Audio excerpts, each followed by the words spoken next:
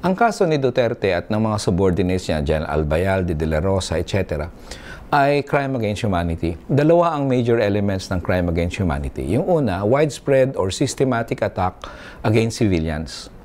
Yung pangalawa, with knowledge of the attacks.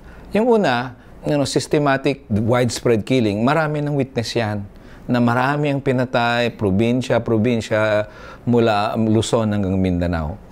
Ang pangalawa, yung ebidensya na nasabit sa ICC na may alam si Duterte sa atake. At una, yung public orders niya to kill. Di ba? Marami naman siyang order. Patayin nyo yan.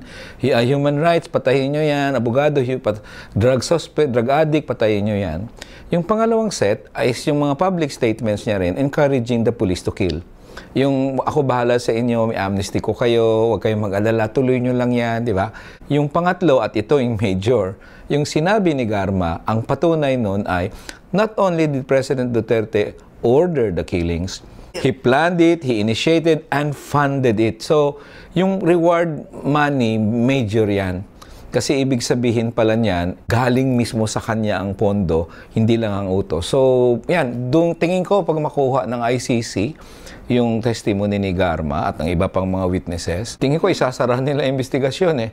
At definitely, tingin ko magde-decide na sila to file charges against President Duterte and of course, issue the corresponding warrant of arrest.